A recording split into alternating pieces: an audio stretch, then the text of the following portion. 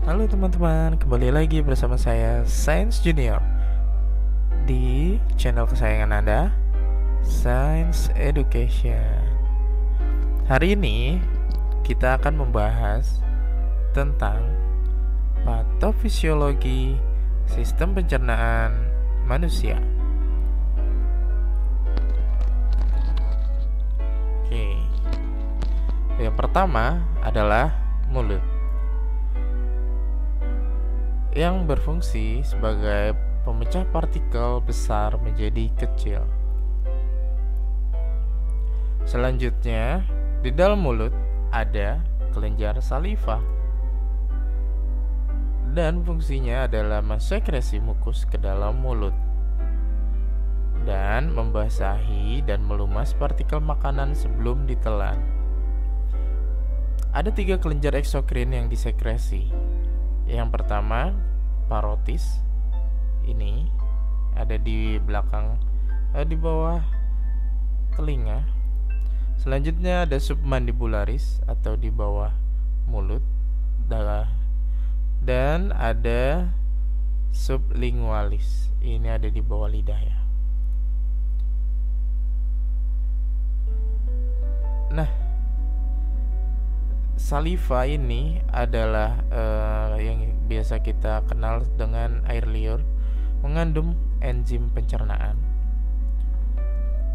Nah, ada lipase lingual, itu disekresi kelenjar Ebner lidah. Fungsinya adalah aktif di lambung, mencerna 30% lemak makanan. Selanjutnya ada ptyalin atau amilase saliva. Disekresinya oleh kelenjar saliva, mencerna tepung dan menjaga pH 6,7 sehingga dapat menghambat asam lambung. Nah, kandungan saliva ini terdiri dari adanya musin, bahan organik jika bercampur air membentuk larutan kental, mukus, anorganik, Na, KCl, bikarbonat, dan diproduksi di dalam tiap hari kurang lebih 1500 cc. Terdiri dari 99,5% air dan 0,5% protein dan elektrolit. Fungsinya dari saliva yaitu memudahkan proses menelan, membasahi mulut, membantu proses berbicara, melarutkan molekul yang merangsang reseptor kecap, antibakteri, mempertahankan pH mulut 7,0 ya. Nah, selanjutnya kita turun lagi. Kita akan membahas faring dan esofagus.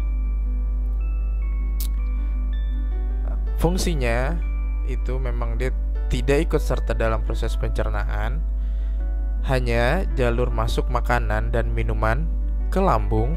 Ini gambar faring dan esofagus ya.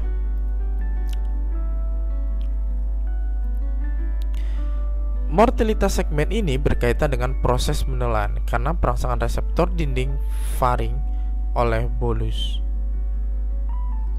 Nah, selanjutnya setelah faring dan apa tadi? Ayo, masih ingat? Esofagus. Kita turun ke lambung atau gaster. Kantung muskuler terletak antara esofagus dan usus. Kantung muskuler ini si lambungnya itu ya. Bagian korpus dan fundus berdinding tipis. Setelah kita akan lihat gambarnya ini. Sekresi mukus, asam HCl, proenzim, pepsinogen, dan faktor intrinsik seperti kestel. Oke. Bagian bawah lambung, antrum mempunyai otot lebih tebal. Jadi dia lebih tebal dibanding yang di atas ini ya. Ini nama fundus. Dan mengsekresi hormon gastrin. Dalam lambung diproduksi HCl yang berfungsi untuk memecah partikel makanan, membentuk larutan molekul yang disebut chymus, tidak mampu memecah protein dan lemak ya. Nah, ini penting, memusnahkan bakteri yang masuk ke lambung. Tapi tidak efektif untuk 100% ya, jadi tetap masih ada bakteri yang tersisa. Fungsi lambung menyimpan, melarutkan, dan mencerna parsial makanan yang masuk lambung. Meneruskan makanan ke usus untuk diabsorpsi secara maksimal. Produksi enzim pepsin yang berfungsi memecah ikatan peptida. Selanjutnya setelah lambung kita masuk ke usus halus atau yang biasa disebut usus 12 jari. Ukurannya berdiameter kurang lebih 4 cm, mulai dari lambung ini sampai usus besar. Ini usus besar ya, jadi dia masuk ini tuh, selanjutnya panjangnya kurang lebih 275 cm. Ada 3 segmen, ada duodenum yang paling atas, middle-nya jejunum, dan yang paling bawah adalah ileum, dan mempunyai banyak lipatan atau villi. Fungsi usus halus adalah absorpsi bahan makanan, berlangsung terutama di duodenum dan jejunum. Selanjutnya untuk absorpsi cairan elektrolit. Nah, vilus ini adalah gambaran di dalam ususnya ya, usus halusnya. Pusat vilus berisi pembuluh limfu yang buntu. Laktal kapiler merupakan cabang anteriola serta bermuara ke venula. Setiap 5 hari diganti. Wah, jadi pergantiannya cepat sekali ya.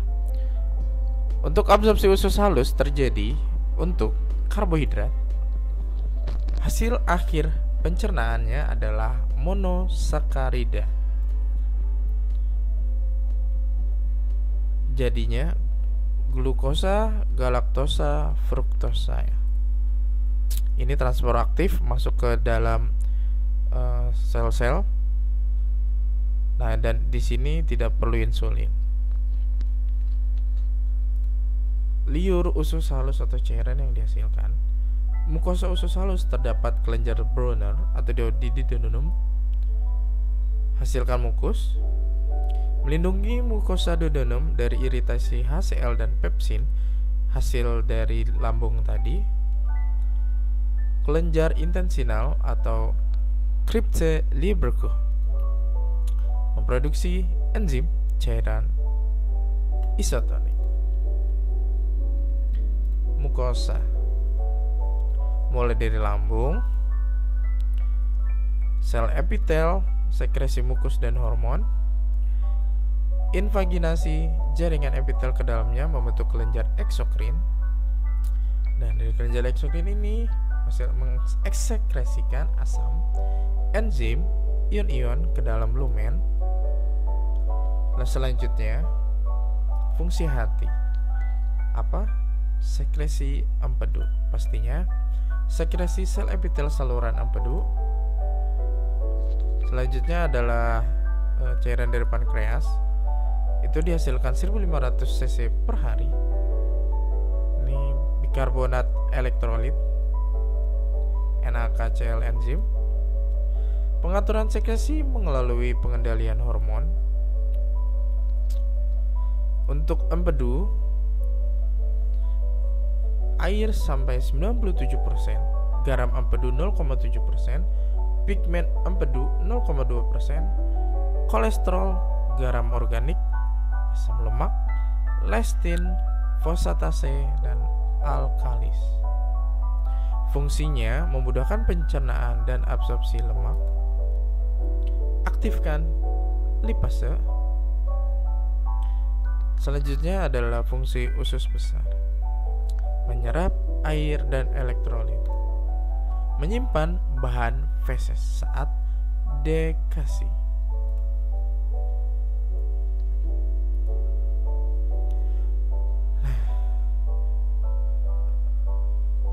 Ada beberapa masalah yang bisa terjadi di esofagus, pertama kegagalan menelan, dikoordinasi oleh plexus aurobah, makanan masuk ke gaster karena relaksasi temporal. Ini cara kerjanya ya. Otot-otot gastroesophageal, otot-otot ini yang dipakai, otot-otot cricopharyngeal. Jika kesulitan menelan, itu namanya adalah dispepsia, disfagia, terjadi oleh karena masalah neuromuskuler atau otot-ototnya, terjadi masalah gangguan penyakit saraf.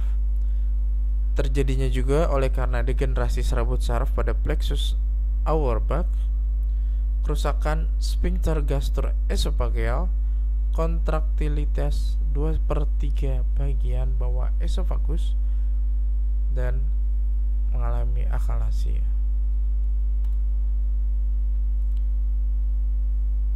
Inflamasi mukosa esofagus, dan biasanya ini dilindungi oleh mukus yang disekresikan oleh tunika mukosa, kontraksi sphincter gastrophageal sehingga mencegah reflux isi lambung.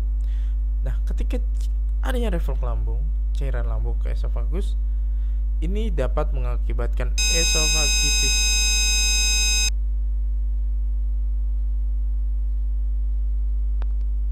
Nah, biasanya terjadi pada hiatal hernia. Nah, kita lanjut dengan penyakit yang biasanya terjadi di organ-organnya. Di lambung biasa terjadi gastritis atau yang sering disebut MA. Gastritis berasal dari kata gaster yang artinya lambung dan itis yang berarti inflamasi atau peradangan. Selanjutnya ada ulcus pepticum. Ulcus pepticum adalah kerusakan atau hilangnya jaringan yang berbatas tegas dari mukosa, submukosa, dan lapisan otot dari suatu daerah saluran makan bagian atas yang langsung berhubungan dengan cairan lambung, asam lambung, dan pepsin. Di dalam usus halus, biasanya penyakitnya adalah ileus. Ileus adalah suatu istilah yang menandakan kegawatan pada abdomen atau perut akibat nyeri yang amat sangat dan terjadi secara mendadak pada daerah sekitar rongga perut yang mengalami gangguan pasase isi usus yang merupakan tanda adanya obstruksi usus akut. Hernia terjadi karena adanya kelemahan pada bagian dinding perut sehingga bagian organ lain seperti usus dapat keluar. Nah, di dalam usus besar biasanya terjadi apendisitis atau yang sering disebut juga adalah usus buntu. Penyakit radang usus buntu ini umumnya disebabkan oleh infeksi bakteri, namun faktor pencetusnya ada beberapa kemungkinan yang sampai sekarang belum dapat diketahui secara pasti. Selanjutnya ada colitis ulceratif. Colitis ulceratif adalah penyakit peradangan dari usus besar dan rektum. Hal ini ditandai dengan peradangan dan ulcerasi dari lapisan usus besar. Yang terakhir adalah anus. Itu biasanya terjadi hemoroid atau yang biasa dikenal di masyarakat luas adalah ambeia. Penyakit atau gangguan pada anus di mana sphincter ani atau bibir anus mengalami pembengkakan yang kadang-kadang disertai pendarahan. Oke, cukup sekian dulu materi kita hari ini. Jika ada pertanyaan boleh di komen di bawah. Jika ada requestan boleh di komen.